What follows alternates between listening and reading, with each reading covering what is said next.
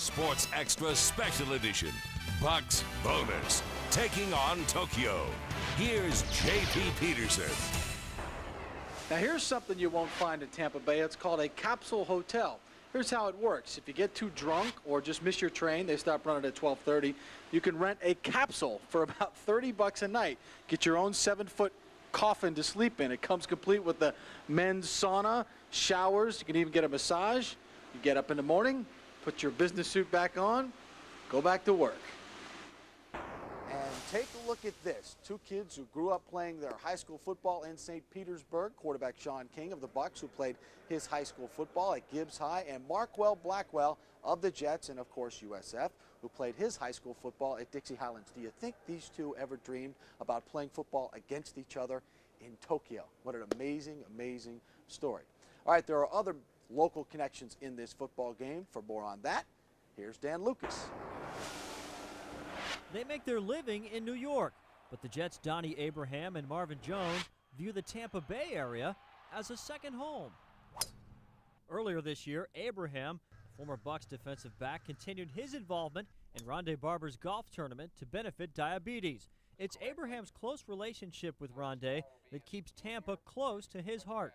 Just because I went to another team, we're not going to stop talking or continue to do it, stop doing what we always did.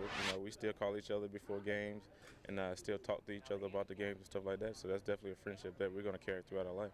As for Jones, he's an off-season resident of St. Petersburg. 2 weeks ago, the Jets' middle linebacker sponsored a trip to the Florida Aquarium for 40 kids from his charitable foundation. You're familiar with the New York media. You're about to step into a tank with sharks. Matter of fact, you're already in the tank. Why don't you compare the two for me real quick? Well, I tell you, this is a lot more different because I really don't have any control out here, but somebody else's environment. But I kind of compare this as, like the upcoming game with the Bucs, Now Jones knows the real Shark Tank is the New York media. Last season, the Jets were 1-4 entering their bye week. Left for dead by the local writers, the team responded with 8 wins in its final 11 games. We didn't start off well. We started off 1-4, 2-5, and I think that kind of hurt us. They took everything we had to get out of the hole that we dug for ourselves. We just needed to find our groove, and we were able to find that, and didn't surprise me. I mean, when we were there, I knew we should be in the playoffs. And like the Bucs players, Jones knows tomorrow's game is more about cultural exchange than a win or loss. Earlier this summer, he joined the Bucs' Shelton Quarles on a league-sponsored promotional event for the game in Japan. Both took their turn at the Japanese pastime of sumo wrestling. As for the language, Goshin Setsune. That means I appreciate your kindness. a pair of Jets with a love for Tampa Bay, facing Tampa Bay on the other side of the world. Dan Lucas, News Channel 8 Sports. All right, thank you, Dan. Of course, John Gruden promised that he would take the Bucs global. The Super Bowl championship certainly accomplished that goal, but the Bucs cheerleading squad is also going global. They now have an international member, and she is from right here in Japan. The biggest and most emotional welcome was not for Warren Sapp or Keyshawn, but for Tomoko Kojima, a native of Japan and a new member of the Bucs cheerleading squad. Visa problems kept her from returning to the U.S. the last month and practicing with her squad mates, but she's excited and prepared to perform on Saturday. At the airport. Yep.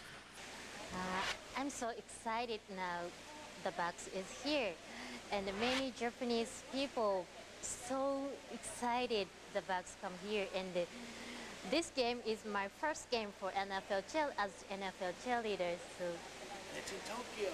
Yeah, Tokyo.